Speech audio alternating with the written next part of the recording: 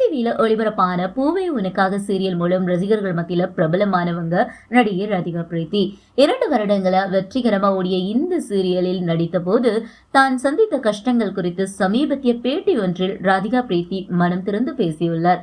குறிப்பாக வெளிப்புற படப்பிடிப்புகளின் போது தங்களுக்கு ஏற்பட்ட அசௌகரியங்கள் மற்றும் பெண்கள் சந்திக்கும் அட்ஜஸ்ட்மெண்ட் பிரச்சனைகள் குறித்து அவர் வேதனையுடன் கேள்வி எழுப்பியுள்ளது தற்போது பேசு பொருளாக மாறியுள்ளது. சினிமா மற்றும் சீரியல் துறைகளில் பெண்களுக்கு அட்ஜஸ்ட்மெண்ட் பிரச்சனைகள் இருப்பது அனைவரும் அறிந்ததே. சினிமா வாழ்க்கையில் மட்டுமல்லாமல் சாதாரண வாழ்க்கையிலும் பெண்கள் பல இடங்களில் இந்த சவால்களை எதிர்கொள்கின்றனர். சில பிரபலங்கள் தைரியமா இது குறித்து வெளிப்படையாக பேசினாலும் பலர் பயத்தின் காரணமாக அமைதியாக கடந்து சென்று விடுகின்றனர்.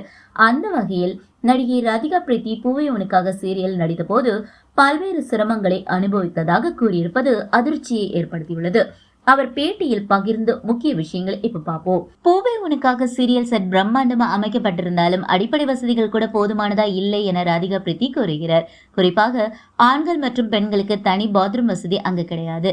மேலும் செட்லேயே ஒரு குடும்பம் வசித்ததாகவும் அவங்களோ அதே பாத்ரூமை பயன்படுத்தியதால் சுகாதாரமற்ற சூழ்நிலை நிலவியதாகவும் அவர் வேதனை தெரிவித்தார். இந்த பாத்ரூமை பயன்படுத்தியதால் தனக்கு அலர்ஜி ஏற்பட்டு சிறுநீர் பாதையில கடுமையான வலி ஏற்பட்டதாகவும் அதற்காக சிகிச்சை எடுத்ததாகவும் அவர் குறிப்பிட்டார்.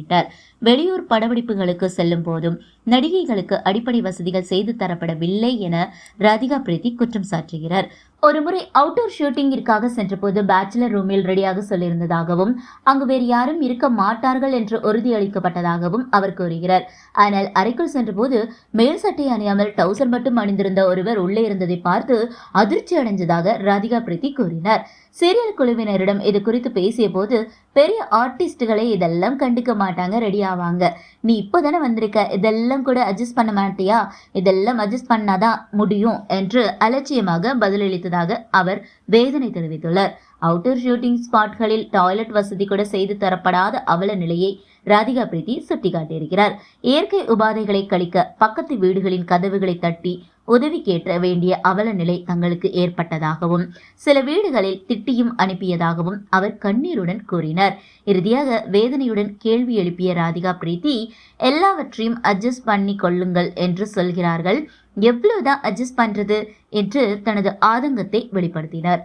சினிமா மற்றும் சீரியல் துறைகளில் பணிபுரியும் பெண்களுக்கு அடிப்படை வசதிகள் கூட செய்து தராதது எந்த விதத்தில் நியாயம் எனவும் ரசிகர்கள் கேள்வி எழுப்பி வருகின்றனர். ராதிகா பிரீத்தியின் இந்த வெளிப்படையான பேட்டி திரைத்துறையில் பெண்கள் சந்திக்கும் சவால்களை மீண்டும் ஒருமுறை வெளிச்சத்திற்கு கொண்டு வந்துள்ளது.